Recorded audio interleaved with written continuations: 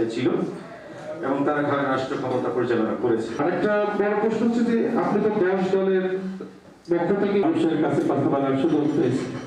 আমাদের যে যোগ্যতা, আমাদের যে মনোনীত প্রার্থী জনাব মোহাম্মদ আফজাল সাহেব আমাদের মঞ্চে উপবিষ্ট। আমি গতদিন নির্বাচনের ব্যাপারে, আইন শৃঙ্খলার ব্যাপারে আমি আপনাদের কাছে বলেছি। মাদকের ব্যাপারে আমরা অনেক সময় নিজেরা মাঠে নেমেছি। গত কিছুদিন আগে সোনাবন্ধু মার্কেট থেকে আমাকে একজন রিং দিল যে ভাই এখানে গাঁজা খাচ্ছে, একেবারে ঢালি নিয়ে গাঁজা খাচ্ছে বেশ কিছু লোক। আমি ওসি সাহেবকে রিং দিলাম, রিং দিয়ে বললাম যে অমুক জায়গায় গাঁজা খাচ্ছে, আগে এদেরকে ধরার ব্যবস্থা করেন। 3-4 মিনিট পরে ওই ব্যক্তি বলল তুমি দাঁড়াই থাকো, পুলিশ আসছে। রিং দিয়ে বলছে ভাই কেমন কি করলেন, যে সব কলকে নিয়ে ছাড়িয়ে দৌড় মারতেছে।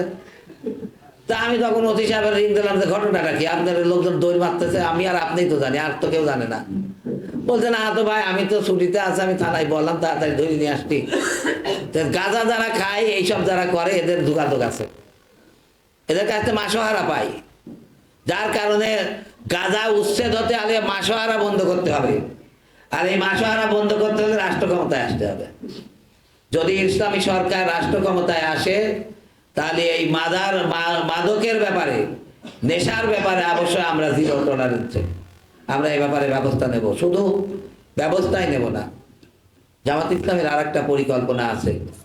যারা মাদক সেবন করে এখান থেকে মারবেন, আর এক জায়গায় যায় গোপনে মাদক খাবে। আমরা এই মানুষগুলোকে নৈতিক মানুষ হিসাবে গড়ে তোলার চেষ্টা করব।